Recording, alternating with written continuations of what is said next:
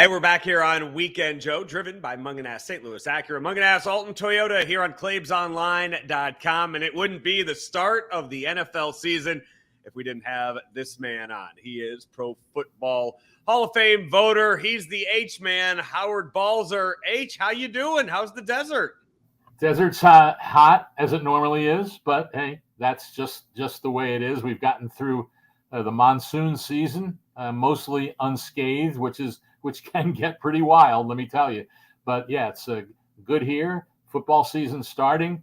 I've got a new thing going, a new gig, so a lot of change. But that's a lot of change the last couple of years, obviously. But looking forward to another NFL season. Yeah, now with the website gophnx.com.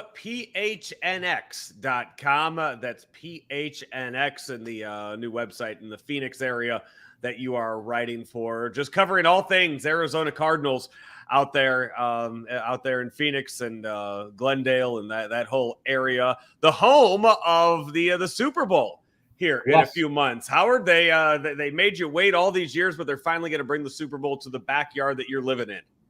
It's pretty cool. It's pretty cool, actually. And thinking of all the logistics of that, and all of a sudden not having to worry about getting somewhere and all those things. Although you do start thinking, well, okay, you won't be in a hotel or an Airbnb or whatever it is. And I was saying, okay, so if I have to drive back and forth every day, where am I going to park? So you start thinking of those things when it's in your own city. But it's going to be fun, and who knows? I think it's a long shot, but hey, 2 years in a row, the Super Bowl winner played in its home stadium. So who knows? Maybe it'll happen three in a row. I think what we saw on Thursday night with the Rams might indicate that the NFC could be wide open. And so I think it's going to be a roller coaster season, as it always is in the NFL, but maybe even more so in the NFC. Let's talk about the team that you cover there, the Arizona Cardinals. Plenty of drama this offseason around them and their quarterback, Kyler Murray. First off, just the new thing, Howard, I'm sure that you expected, this is stuff that you covered 30 years ago, that when NFL players would just remove all things from their social media accounts that had to do with the team to show that they were no longer with them. But somehow the Cardinals and Kyler Murray were able to come back and fix that marriage, even though there were a few things reported on in the contract that even made it worse. I mean, it was a crazy situation. Can you compare that to anything that you've had to cover in your career? Not that I can recall. And there's always crazy stories and different things. And but that one, in terms of, like you said, the way it all began shortly after the Cardinals were eliminated from the playoffs with Kyler scrubbing the social media. Then you had his agent putting out this all capital letters diatribe about how it's important to get this contract done now, which was interesting because only 3 days before that, the owner, Michael Bidwell, had gone on local radio and said, hey, we are going to commit to Kyler Murray. We are going to take care of him.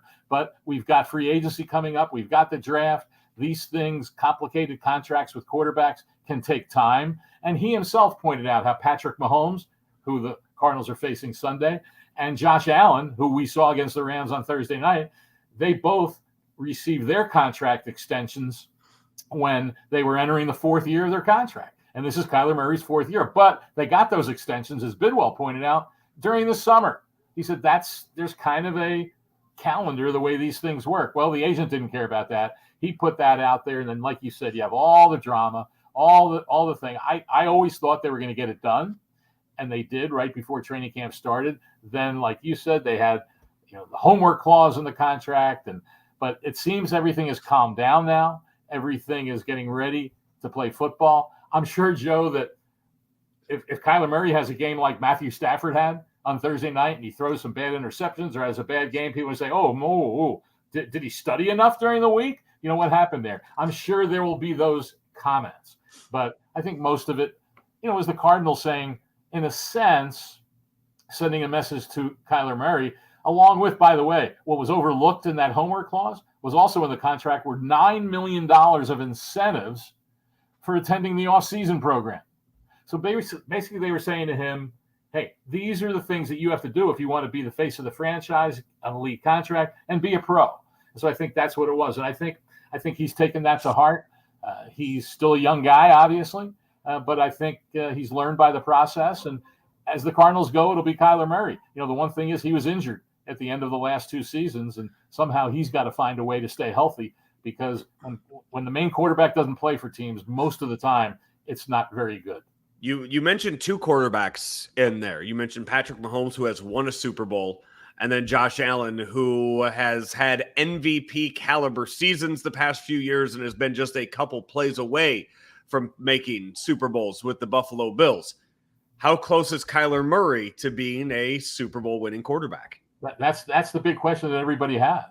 And I talked about the injuries. I mean, and I know passer rating isn't the only thing you judge guys on, but when he got injured against Green Bay in the 8th game last year, Joe, he had a 110 passer rating.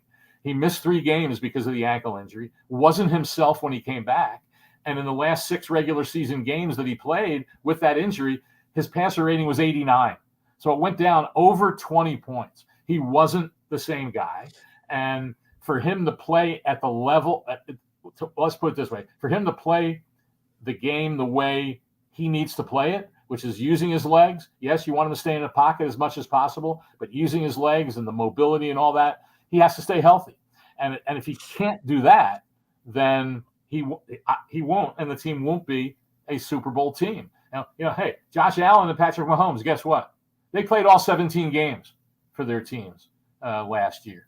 And so that's what you need to do. And it's not something you can just decide to do. Sometimes injuries just happen, but he's a small guy, and they have to find a way for that to happen. But certainly when he's on and the players, everyone around him is, for the most part, is healthy and playing well, then they could beat anybody on any given Sunday.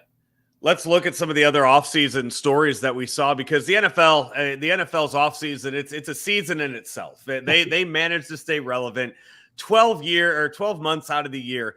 You have Russell Wilson getting traded to the Broncos. You have Aaron Rodgers deciding to stay another season. You have Tyreek Hill getting traded away from Patrick Mahomes. And then all of the drama around Tom Brady and retiring, unretiring, is what's going on with his marriage, stuff like that. Where do you even start? Like, what is the top story there out of all the quarterback issues in the NFL this offseason? Well, there's so many of them. You didn't even mention Deshaun Watson. To me, he didn't play all of last year. The NFL, it just seems, didn't have a clue on how to handle it whatever way they wanted to. He's not even going to be a factor the first 11 weeks of the season. So that one, he's going to miss what at that point? Almost 30 weeks of NFL games? Right. No, it's a long time. But in terms of the way the whole discussion dominated the offseason and what the Browns did going all in on the trade and signing him to a 5-year totally guaranteed contract certainly had ramifications around the league. And it was obviously the whole narrative, everything was, so many things were tied to that, and things that happened with other teams were depending on what he did. We saw, Atlanta tried to get him, and then when they couldn't, they just decided essentially to start over and traded Matt Ryan and brought in Marcus Mariota. So who knows if he's the answer? So there's so many other things that were affected by that. So of all of those, it's hard to pick out just one. You mentioned Aaron Rodgers. He loses his best receiver in Devontae Adams, who goes to the Raiders. So there's another one. Certainly, hey, this season began Monday Night Football. Russell Wilson goes back to Seattle for Monday Night Football. And I'm sure that the fans there, I would think, would greet him warmly right when he goes out on the field. And then after that, they'll be yelling even louder than they ever have when Denver has the football, because we know how that 12th man is in Seattle. So more quarterback volatility in this past offseason that I can remember seeing.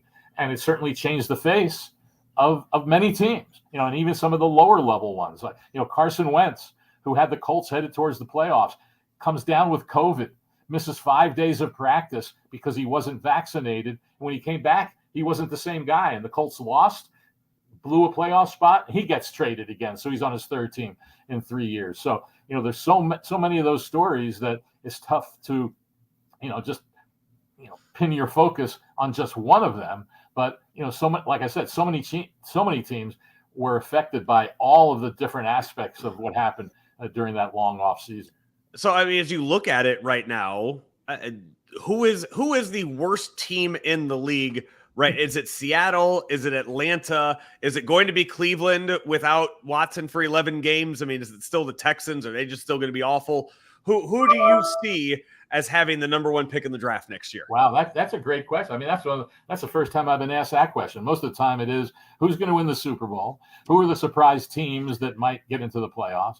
But who will have the worst record? We want to break people's hearts right now. We want to get fan bases just pissed off right now that you're going to say that they're going to be so bad this year. Yeah, that's what we're looking for. It's always hard to predict the horrible teams, because most of the time I remember a few years ago, everyone was just saying, oh, the Jets are so terrible. They're so bad. I mean, and then they actually went out and won 5 games. I thought Todd Bowles did an incredible coaching job that year when the Jets were thought to have the worst roster in the NFL. Their roster right now still is not very good. So I think they can compete for it. Detroit, I think, will be improved. You mentioned Cleveland. I think they'll at least be able to hold their own and be competitive with Jacoby Brissett. I don't know that they're a playoff team, certainly, but I don't think that they'll be horrible. One big question is, how much can Trevor Lawrence and the Jaguars improve with Doug Peterson as the head coach? So you look at a lot of the teams that you think aren't going to be very good, and you say, well, if a few of these things go right, they can at least be competitive. I think the Lions finished last season 3-3, so I think that they could be an interesting team to watch. So, but I don't know that there'll be any team that's just so god awful that they might be threatening that don't win a game type of thing. So it'll be interesting to see. You mentioned Seattle, and they've got some pretty good players still on that team. But of course, they have Geno Smith at quarterback. They have good receivers. The defense, even with some of the players they've lost, can still play pretty well. So I think they'll still be at least somewhat competitive. And I'll tell you something. Davis Mills of the Texans, you mentioned them. They played hard. They played solid football at the end of last season. And Mills, showed some progress. So Lovie Smith, our old friend Lovie Smith, is the head coach. And so obviously there's going to be teams that only win 3 or 4 games. Probably from that group, we will see that. But I don't see anybody being just so bad that it's going to be a runaway to have that first pick in the draft.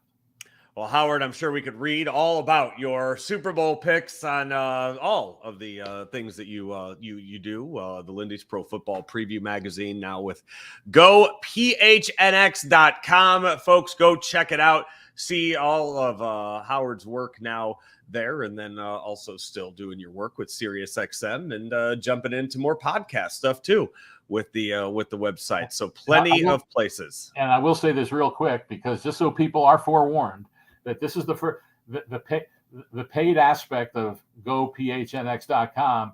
There's a paid aspect to the writing.